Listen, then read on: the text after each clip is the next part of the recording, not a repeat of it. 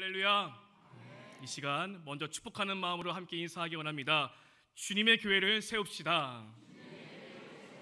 한 번 더 인사하시겠습니다. 당신이 그 교회입니다. 거룩한 주일 성전에서 또한 각자의 처소에서 하나님을 예배하는 모든 분들에게 하나님의 크신 은혜가 함께하기를 간절히 소망합니다. 오늘은 성령 강림절이며 또한 존 웨슬리 회심 기념주일로 함께 지킵니다.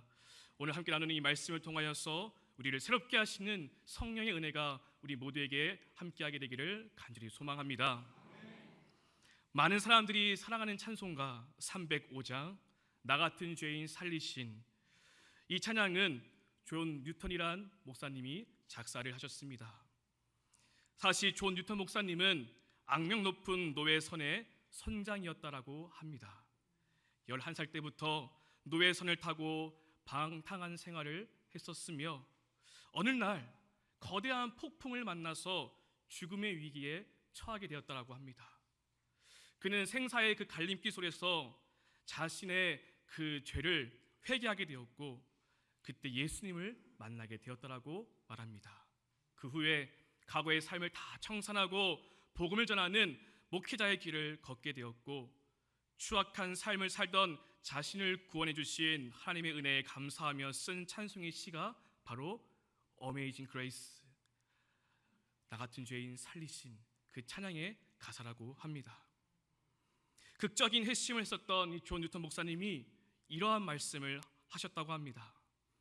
성경 한 장 한 장을 다 찢어 없애버린다고 해도 이 말씀만 있으면 상관없다라고 했었습니다. 성경 하나하나가 다 없어져도 이 본문, 이 말씀 하나만 있으면 상관없다. 그 성경의 말씀이 어떠한 말씀일까요? 그것은 바로 누가복음 24장에 나오는 엠마오로 가는 두 제자의 이야기였다고 합니다.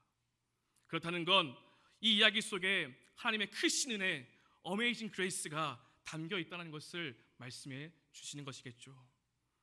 오늘 이 시간 엠마오로 가는 두 제자의 이야기를 함께 살펴보면서 이 말씀을 통하여 예수님을 만나고 우리를 다시 세워주시는 하나님의 은혜를 경험하게 되는 복된 시간 될 수 있기를 주님의 이름으로 축원드립니다.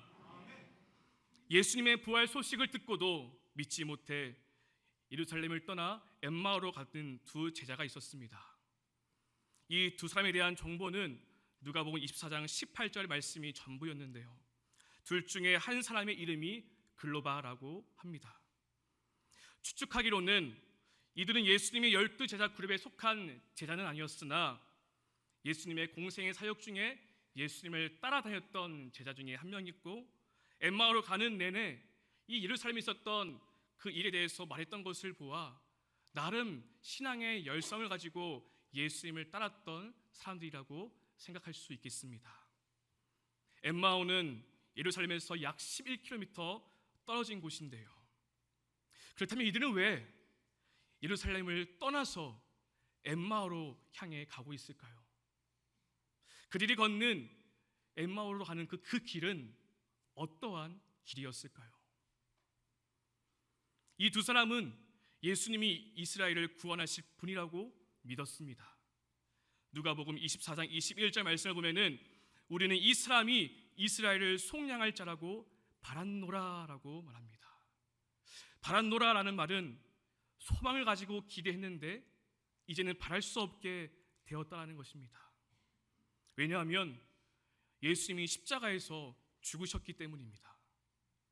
그들은 예수님이야말로 로마의 압제로부터 이스라엘을 구원하실 분이라고 믿었습니다. 그래서 예수님께 인생을 걸고 예수님을 따라다녔는데 예수님이 힘없이 로마 군인에게 잡혀서 십자가에 못 박힌 것을 보고 그들은 낙심했던 것이었습니다. 그 순간 모든 소망이 다 깨져버렸습니다.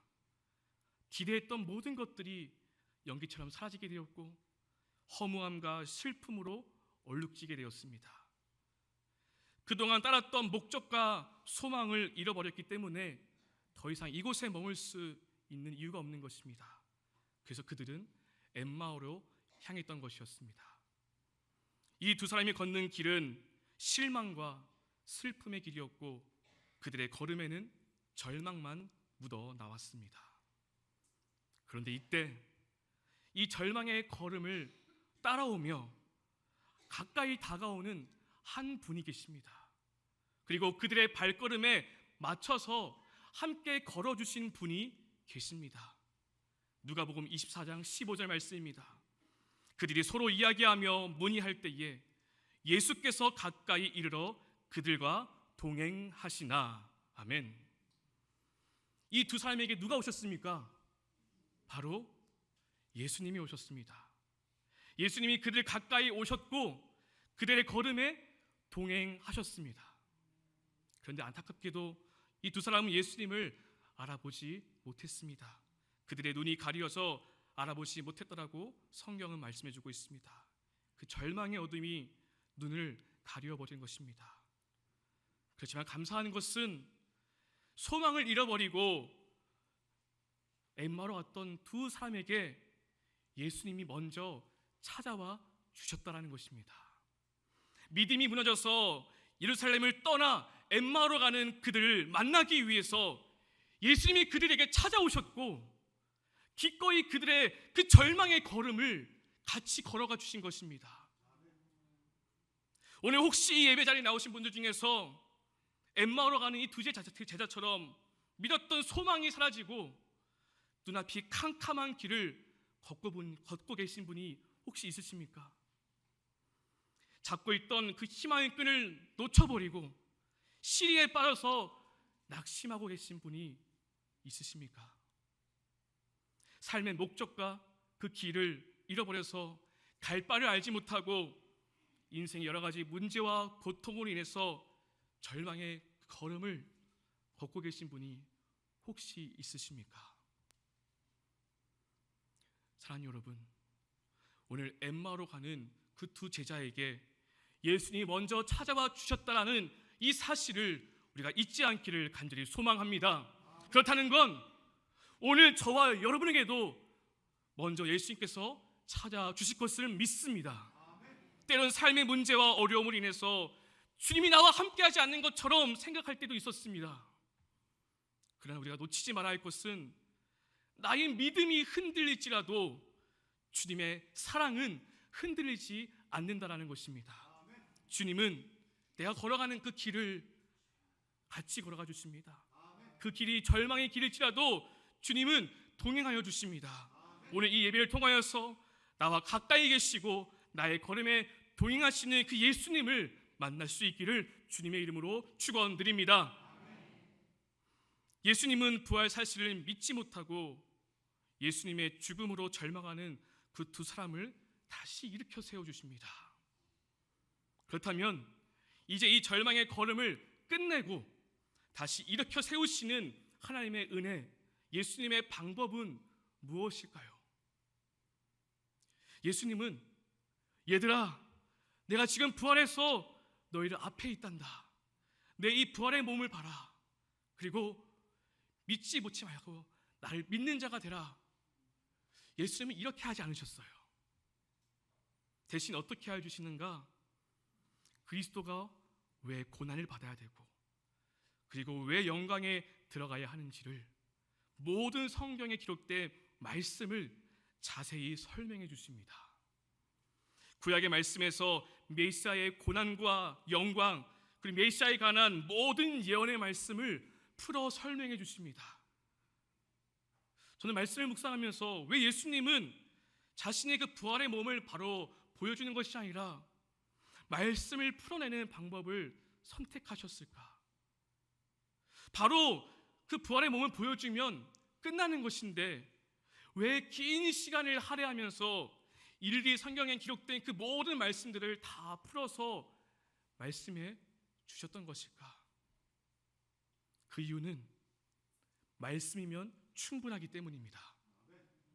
말씀을 통해서 예수님은 십자가와 부활을 만날 수 있기 때문입니다.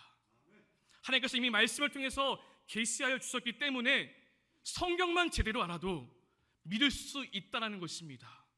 예수님은 절망의 걸음을 걷는 두 사람과 동행하시고 그들의 이야기를 들어주시며 말씀을 통해서 그리스도의 고난과 영광에 대해서 깨닫게 하여 주셨습니다.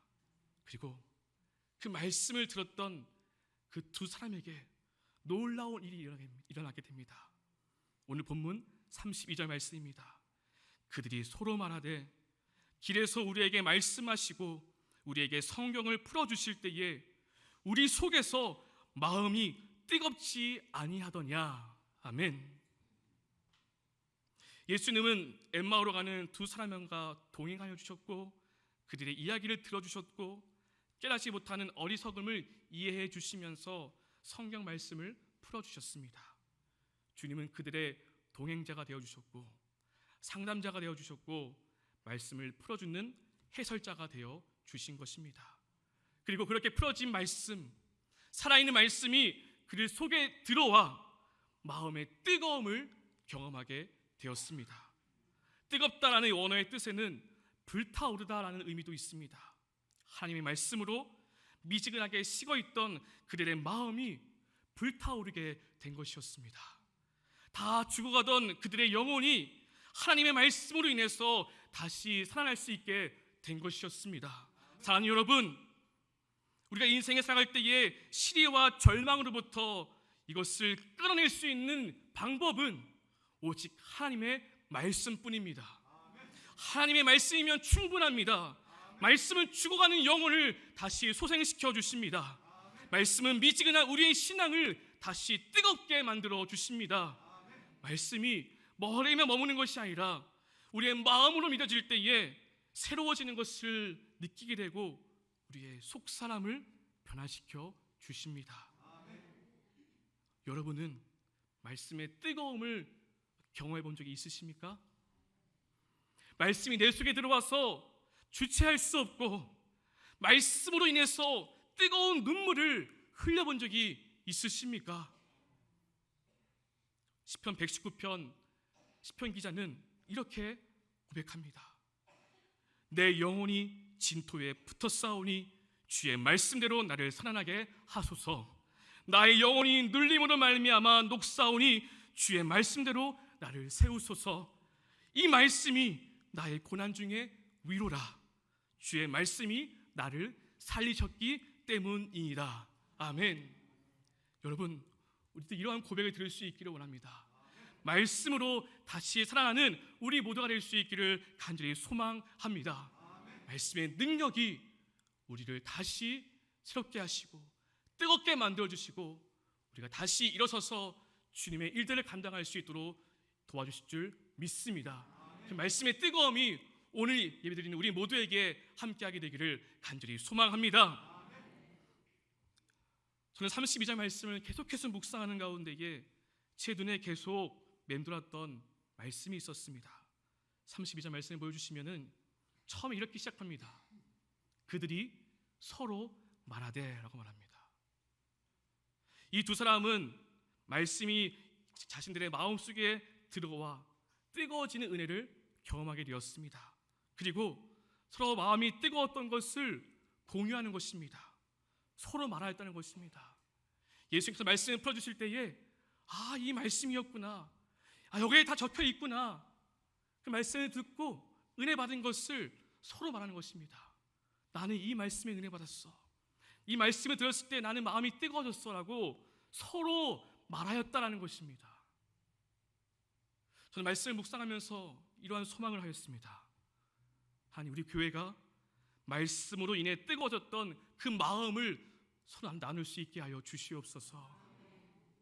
우리의 모임에서, 우리의 속회에서 말씀의 은혜, 말씀의 뜨거움을 서로 말하고 나눌 수 있는 은혜가 있게 하여 주시옵소서. 우리 입술에서 세상의 말, 세상의 소식, 세상 살아가는 이야기, 방식, 이런 것만 말하는 것이 아니라 나를 뜨겁게 만들었던 말씀, 내 마음에 감동을 주었던 말씀, 내 삶을 변화시킨 말씀의 은혜를 우리가 나눌 수 있기를 간절히 소망합니다. 그리고 교회에서뿐만 아니라 우리의 각자의 가정에서도 이 말씀의 은혜가 넘쳐날 수 있기를 소망합니다. 요즘 새벽 예배 때 우리는 사사기 말씀을 함께 나누고 있습니다. 저는 개인적으로 사사기 말씀을 묵상하면서 많은 은혜가 되었습니다. 하루는 사사기 2장의 말씀을 전하고 자리에 앉아 기도를 하고 있었는데요, 갑자기 제 안에 이상한 마음의 변화, 마음의 뜨거움이 있었습니다. 사사기 2장 10절 말씀에 이렇게 기록되어 있는데요, 제가 읽어드리겠습니다. 그 세대의 사람도 다 그 조상들에게로 돌아갔고 그 후에 일어난 다른 세대는 여호와를 알지 못하며 여호와께서 이스라엘을 위하여 행하신 일도 알지 못하였더라. 이 말씀을 전하고 자리에 앉아 기도를 하고 있었습니다. 이 말씀을 보니까 그 후에 일어난 다음 세대가 아니라 무엇이라고 말합니까? 다른 세대라고 합니다. 다음 세대가 아니라 다른 세대라고 말합니다. 그들은 왜 다른 세대가 되었을까요? 여호와를 알지 못해서라고 말합니다. 그럼 왜 그들은 여호와 하나님을 알지 못했을까요? 그 부모 세대가 말하지 않았기 때문입니다. 제가 이 말씀을 가지고 앞에 앉아서 기도하는 가운데에 갑자기 제 마음에 이러한 말소리가 들렸습니다. 아빠, 하나님을 모르겠어요. 아빠, 하나님을 모르겠어요. 아빠, 아빠를 봐도 하나님을 모르겠어요. 하나님이 계신지 모르겠어요. 갑자기 이 말소리가 제 마음을 스쳐 지나가는데 갑자기 마음이 이상해지면서 주체할 수 없게 되었고, 하나님께 대한 죄송함과 자녀들에 대한 어떤 미안함 때문에 눈물이 멈추지 않았습니다. 아빠, 하나님을 모르겠어요. 시간이 지나서 오늘 말씀을 준비하면서 한 가지 깨닫게 되었습니다. 제가 아이들에게 성경의 동화, 성경 이야기를 말해준 적은 많았습니다. 그리고 교회 가면은 예배 잘 드려야 돼, 찬양도 열심히 해야 돼, 인사도 잘해야 돼, 예배 잘 드려야지 장난감 사줄 거야, 이러한 말들을 많이 했었는데, 정작 내가 만난 하나님, 나의 마음을 뜨겁게 했던 말씀, 그것을 나눈 적은 없었던 것이었어요. 아빠, 하나님을 모르겠어요 하는 그 말이 제 마음을 계속 찔렀습니다. 사랑하는 여러분, 우리가 가정에서, 교회에서, 삶의 자리에서 우리가 무엇을 말해야 되겠습니까? 나를 변화시켜주신 예수님, 내 마음을 뜨겁게 했던 말씀, 내게 주신 하나님의 은혜를 우리가 말할 수 있어야 될 것입니다. 그들이 서로 말하였다. 그들이 서로 말하였다. 우리의 입술에서 오직 하나님의 말씀과 은혜만이 나올 수 있기를 간절히 소망합니다. 1738년 5월 24일 존 웨슬리 목사님은 올더스게이트 거리에 있었던 한 집회에 참석하여 루터의 로마서 주석 서문을 읽고 마음이 뜨거워지는 것을 경험하였습니다. 그날 있었던 그 경험을 자신의 일기에 이렇게 기록하였습니다. 한번 보여주시면 읽어드리겠습니다. 그날 저녁에 나는 올더스게이트가에 있는 기도 모임에 별로 가고 싶은 마음이 없었으나 참석했다. 거기서 어떤 사람이 루터의 로마서 강의 서문을 읽고 있었다. 밤 9시 15분쯤 그 낭독자가 우리가 그리스도를 믿을 때에 하나님께서 우리 마음에 변화를 가져오시는 일을 묘사하는 말을 듣는 중에 나는 내 마음이 이상하게 뜨거워짐을 느꼈다. 나는 내가 그리스도를 참으로 믿고 있음을 느꼈고 구원을 위하여 그리스도만을 의지한다고 느꼈다. 그리고 주께서 내 모든 죄를 없이 하였다는 확신이 생겼고 나 같은 자의 죄를 다 사하시고 죄와 죽음의 법에서 나를 구원해 주셨음을 확신하게 되었다. 이 길의 처음 내용을 보면 이렇게 말씀하시죠. 기도 모임에 별로 가고 싶은 마음은 없었으나 참석했다라고 말합니다. 혹시 오늘 이 예배 자리에 이런 마음으로 나오신 분이 계시면 하나님의 놀라운 은혜가 있게 되기를 간절히 소망합니다.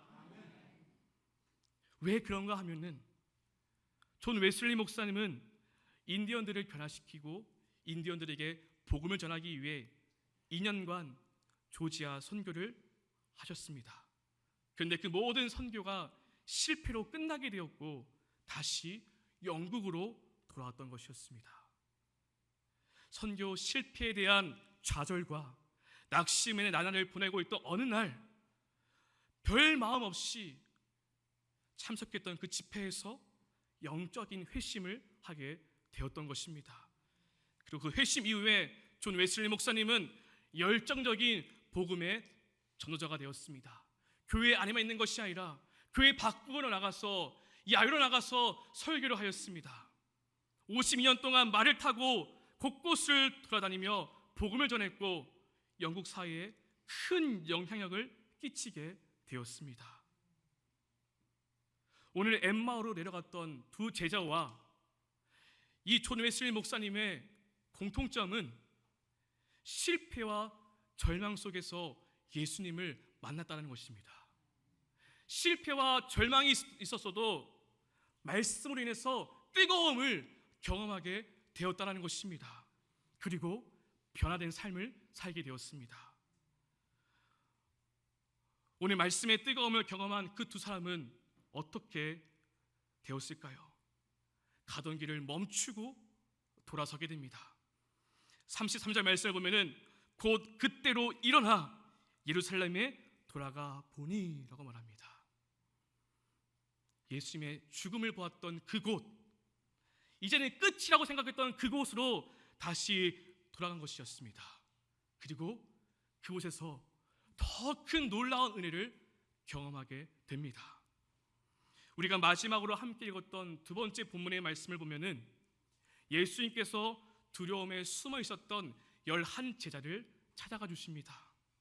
그리고 그들에게 어떻게 하여 주시는가? 오늘 엠마오로 갔던 두 사람에게 했던 것처럼 똑같이 하여 주십니다. 똑같이 그들의 마음을 열어주시고 성경에 기록된 메시아의 모든 말씀을 다 설명해 주시고 말씀을 깨닫게 하여 주셨습니다.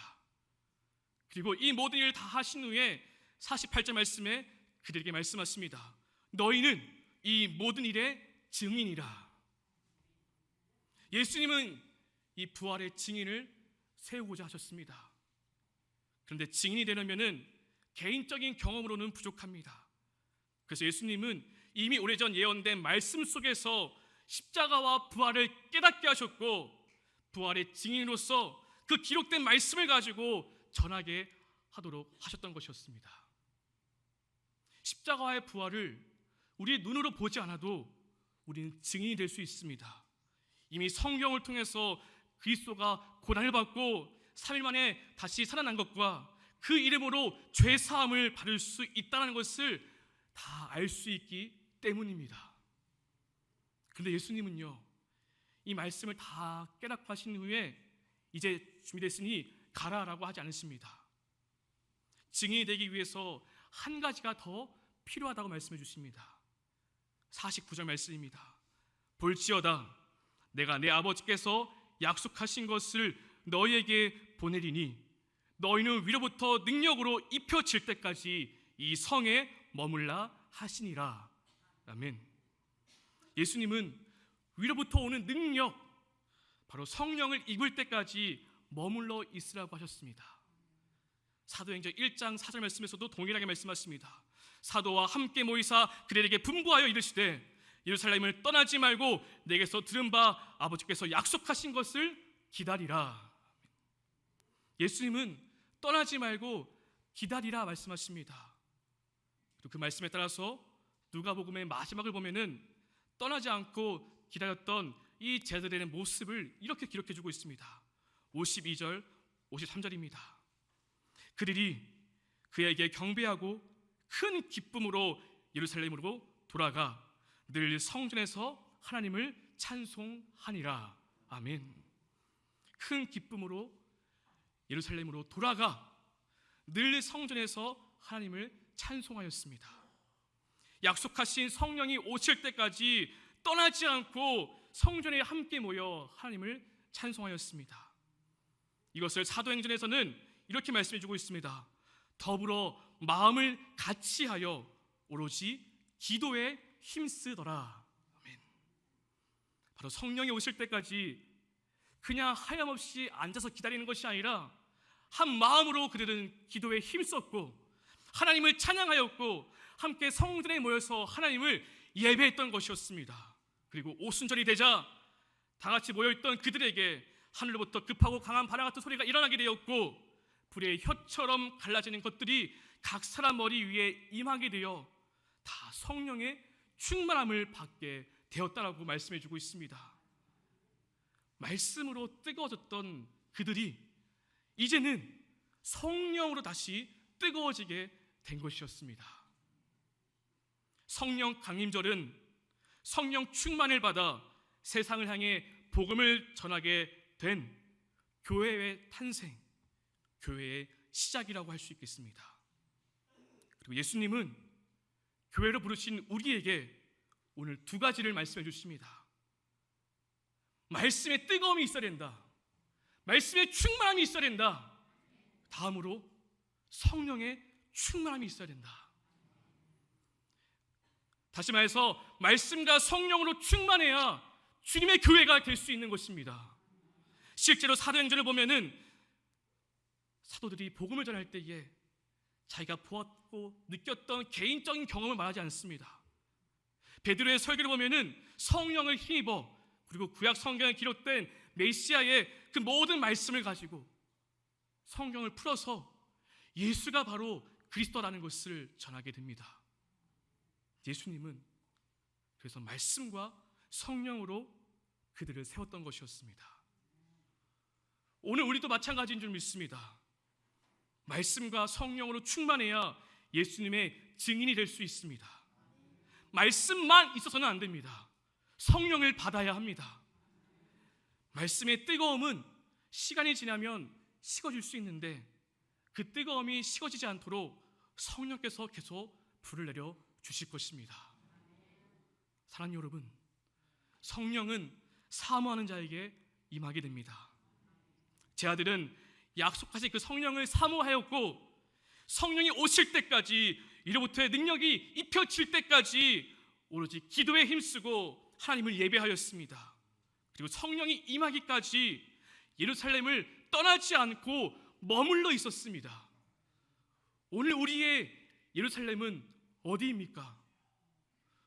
오늘 우리가 머물러 있어야 되고 우리가 떠나지 말아야 할 곳은 어디입니까?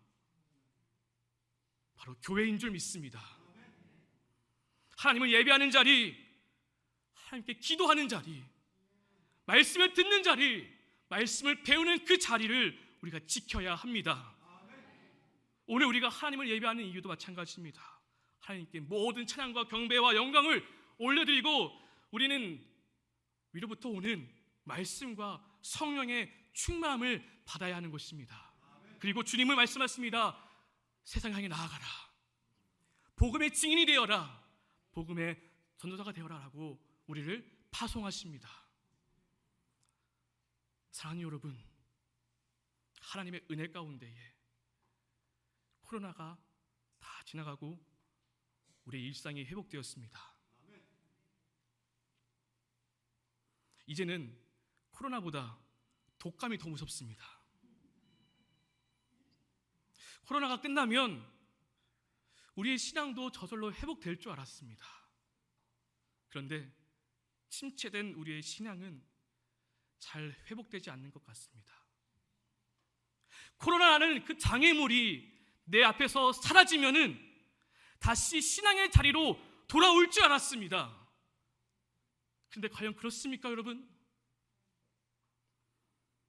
편안함과 익숙함이 만들어낸 나태함과 게으름이 우리의 영혼을 잠들게 만들었습니다. 사랑하는 여러분, 이제 이 영적 침체부터 벗어나야 합니다. 잠들어 있는 영혼을 깨워야 합니다. 이것이 어떻게 가능합니까? 식어있던 우리의 마음과 믿음이 어떻게 다시 뜨거워질 수 있습니까? 오직 하나님의 말씀인 줄 믿습니다. 하나님의 말씀만이 우리를 다시 살릴 수 있습니다.